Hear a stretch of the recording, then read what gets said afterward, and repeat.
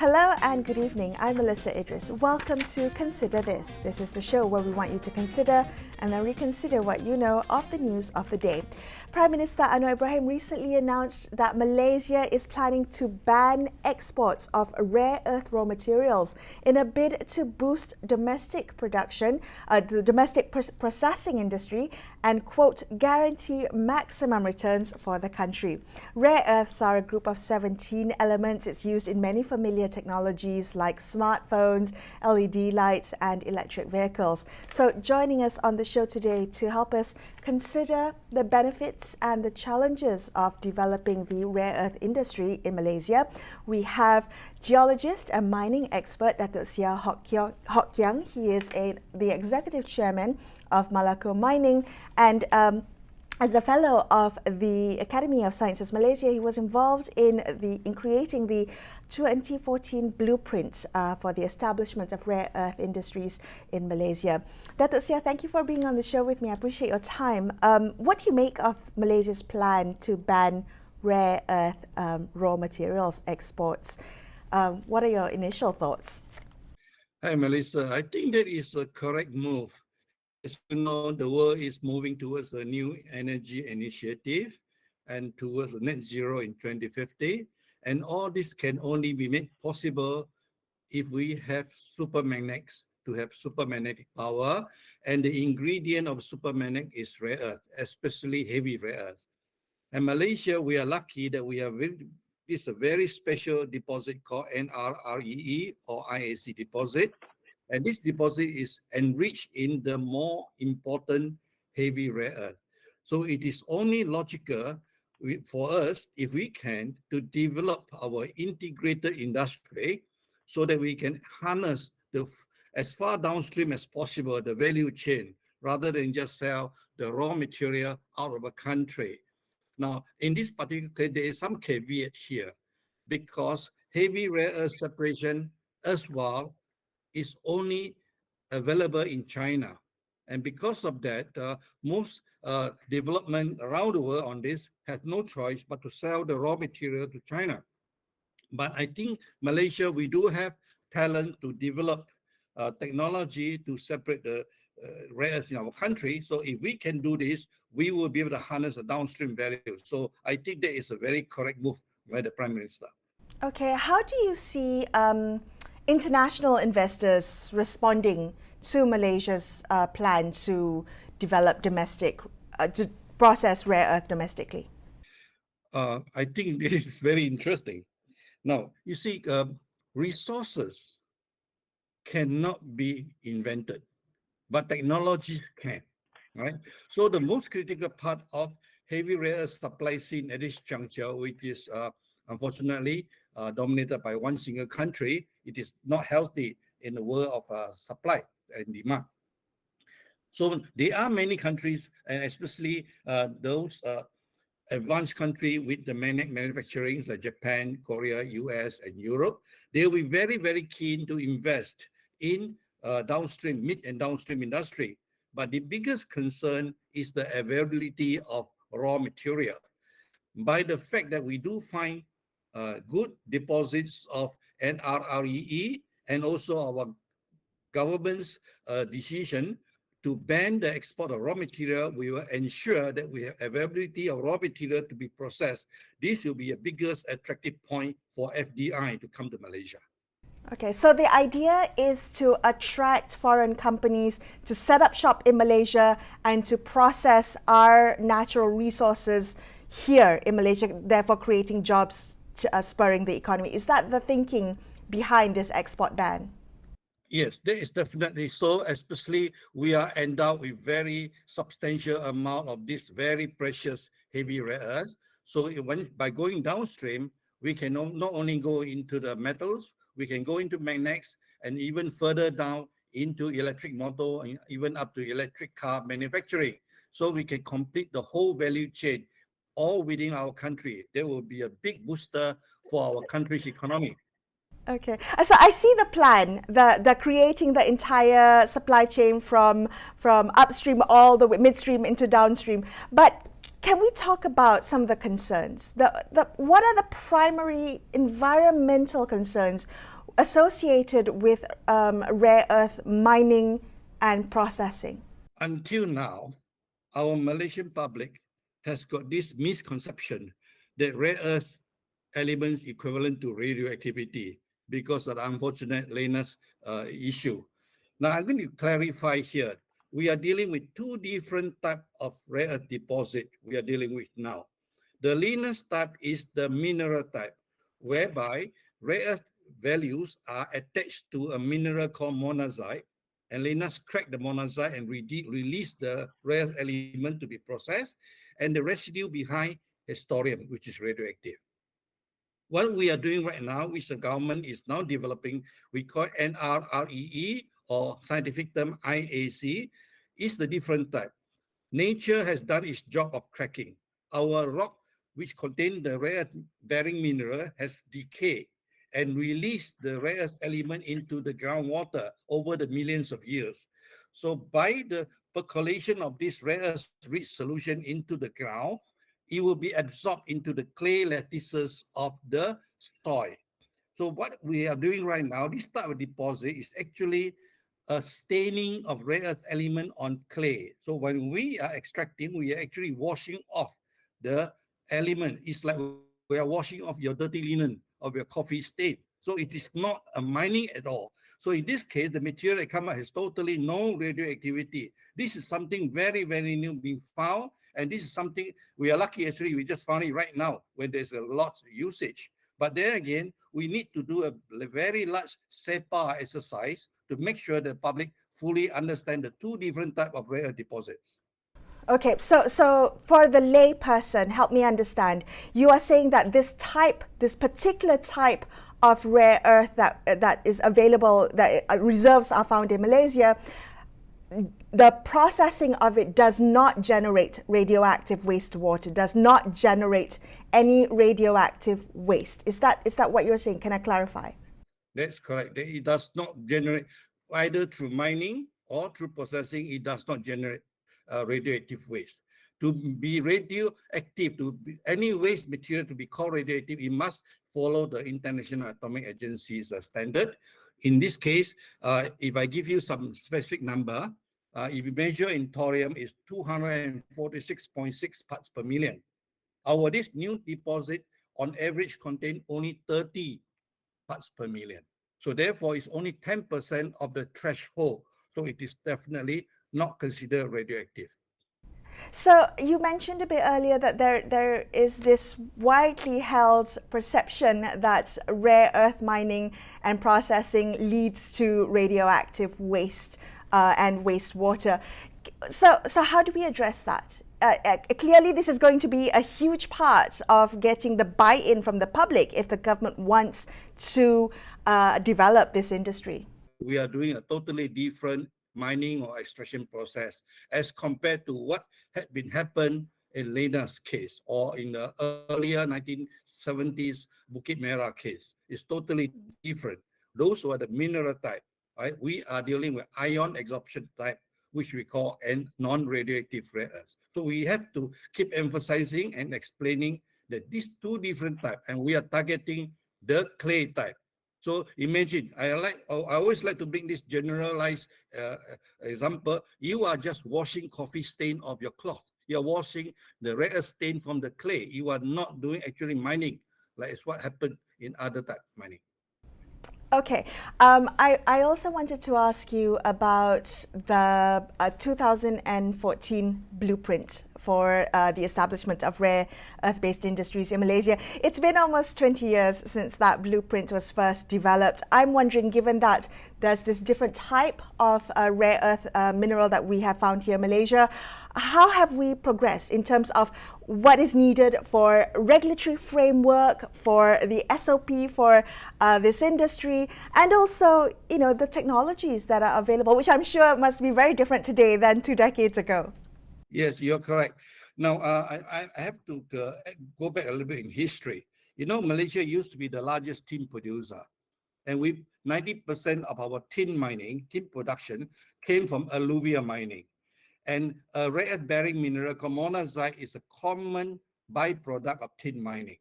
So that was the material that is currently being used by learners anyway. And it was the material used by Bukit Merah in those days.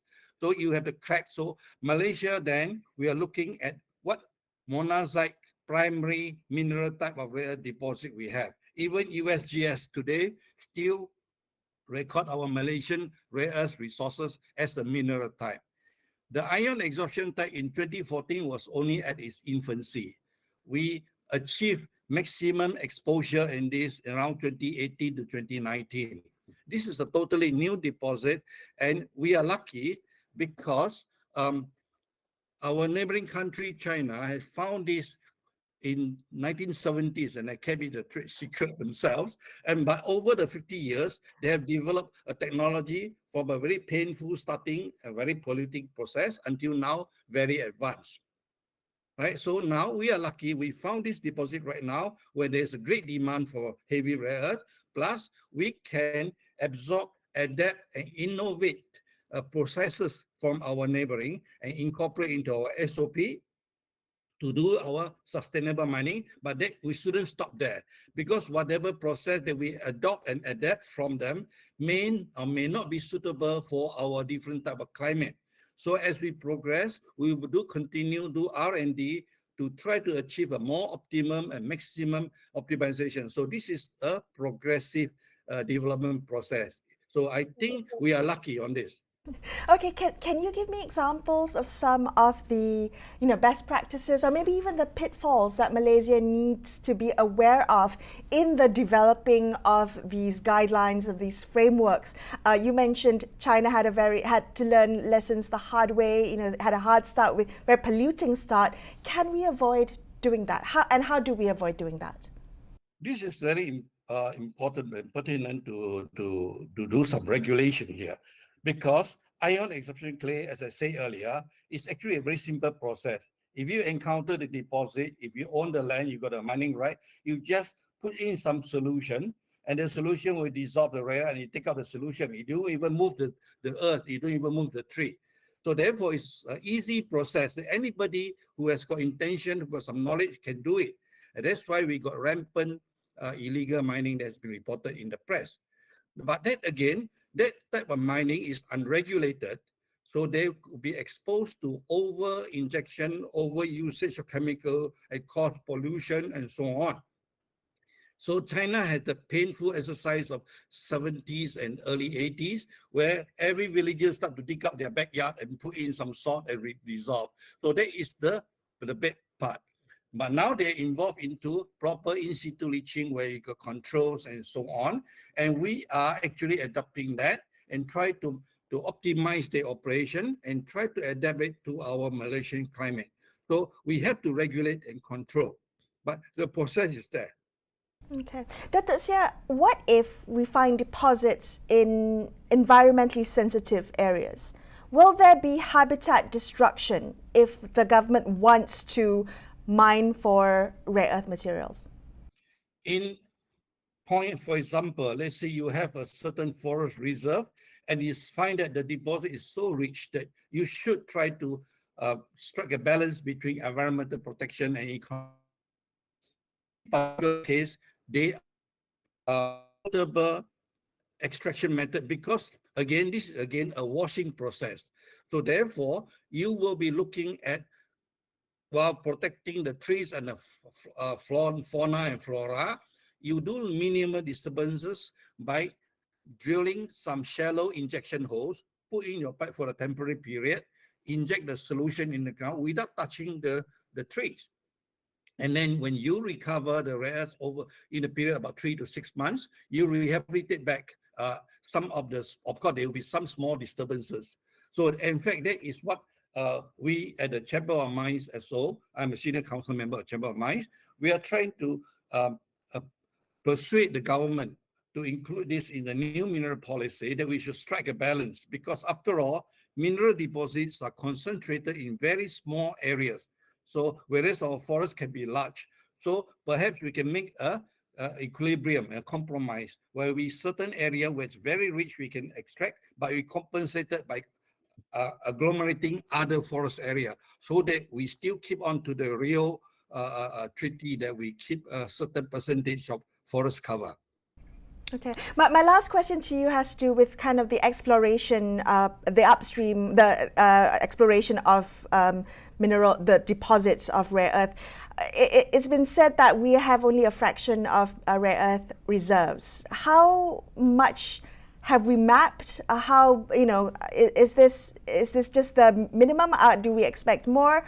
And how big is that in comparison to what the world needs? To be fair, Malaysia have a very, very large resource potential, but we have not done much detailed mapping. Various reason being it is a relatively new industry, and there are still a lot of constraints. For example, at this moment, until the Mineral Council come out with certain decisions, forest reserve area may be out of bounds for exploration work. It's very unfortunate. We have more than 50% of resources in there. So not much, currently only a small fraction of work, but the Department of Geology and Geoscience, Mining has done some scout sampling all over the states, and they have gone to indicative resources that is available. It is not equivalent to international standard at this juncture, but because this is some kind of a staining, it is not a typical mineral deposit. So by doing a certain amount of sampling, we can actually indicate what kind of potential we have. So yes, we do have a very large potential. And also I need to say, exploration for this IAC type of deposit is very easy. You can actually estimate the content when you are doing the field work. Okay, so not really a disruptive or extractive exploration process. Is that right? No, it is not. Okay. It is basically you are taking a soil sample the size of your mineral water bottle. You punch in the ground maybe about 3 to 5 meters, take the soil up, and you analyze the soil. So you very minimal disturbance. You don't even touch the hard rock. Thank you so much for speaking with me today. That was geologist and rare earth expert Datuk Sia Hok Kiang. And we're going to take a very quick break here and consider this. We'll be back with more. Stay tuned.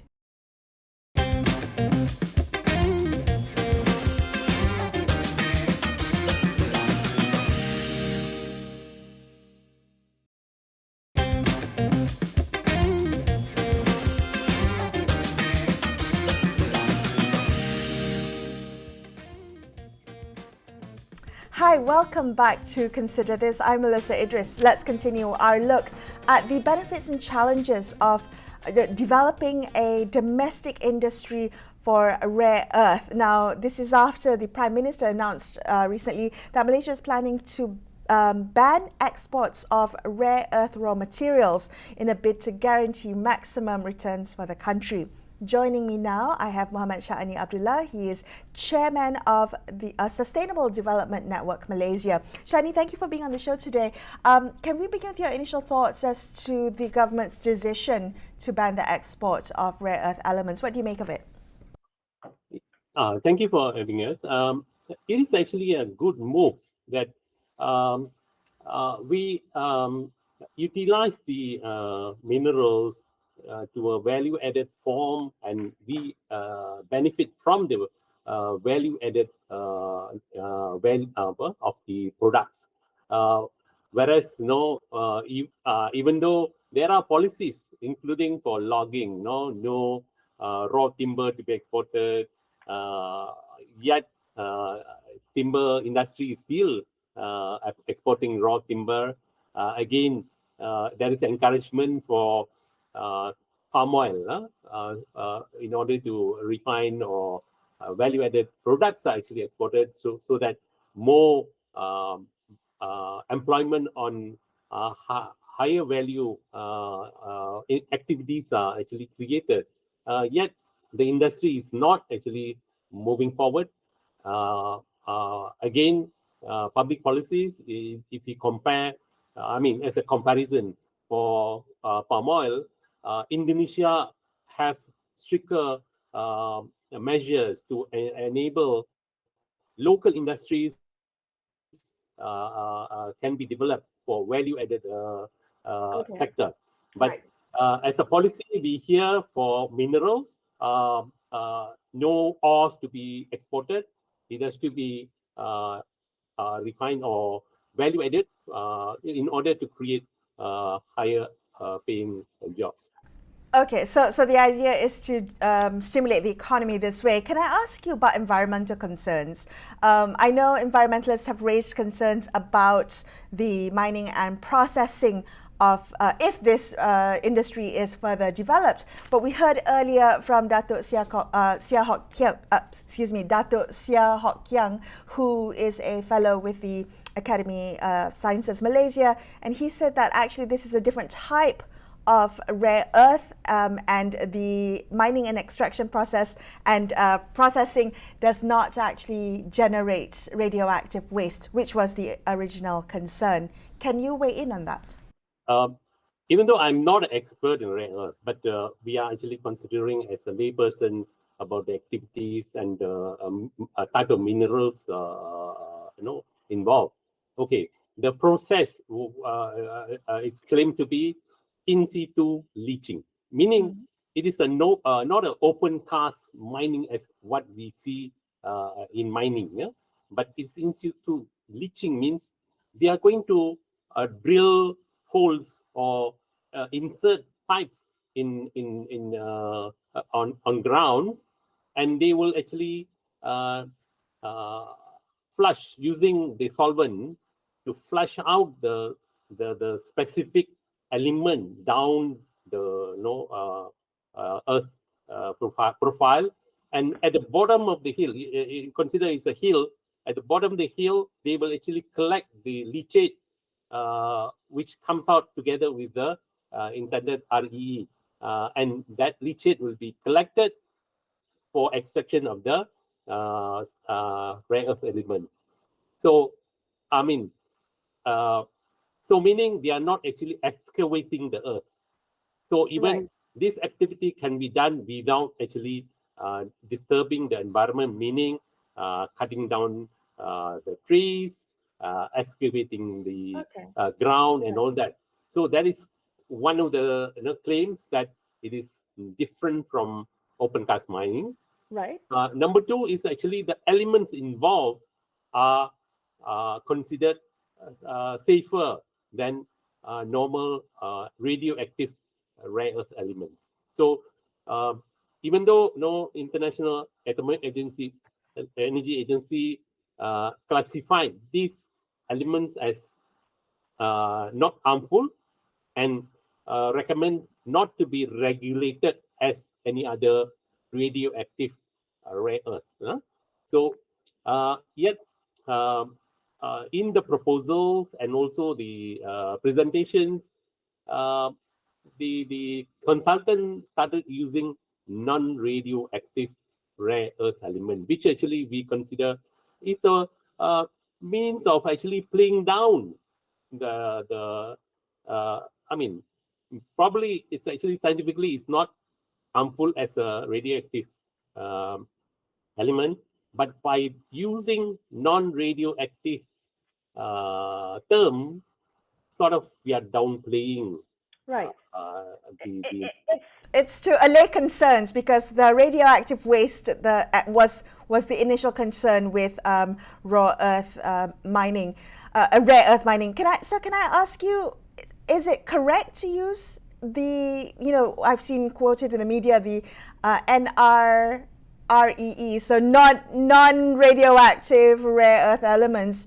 Is that when I first heard that non-radioactive REE, I Googled, and there were only media reports in Malaysia referencing NREE. Media reports.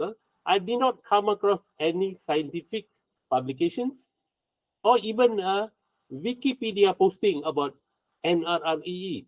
No. And it's all started with a seminar organized by Jabatan Mineral and Galian, which actually called the whole seminar as reference to non-radioactive REE. So media started reporting that term, and I mean, we also gave feedback to the consultants that this is not a scientific term, and as actually reference to a public policy, such terms cannot be used. We are actually calling for integrity, ESG, and these terms are actually considered like greenwashing. Yeah. I was going to ask, do you consider this greenwashing? And if you are, how do we raise concerns about that? So so we need to be very honest about it.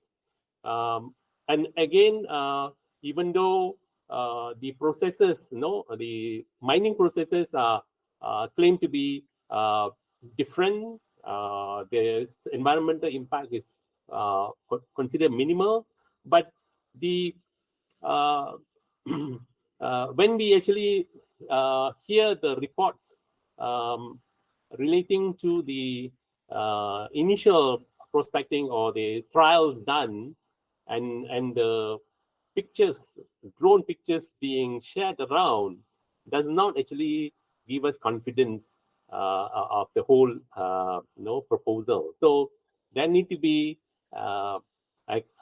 transparency and sharing the actual activities and how we are going to refine. Again, there are actually colleagues saying, you say, you're not going to excavate. Shouldn't there be a road going into the jungle or the mine site to bring out the leachate? So how? So we need to be clear about this. We cannot be just claiming it is safer and harmless. Understood. Muhammad Sha'ani Abdullah there, wrapping up this episode of Consider This. I'm Melisa Idris, signing off for the evening. Thank you so much for watching, and good night.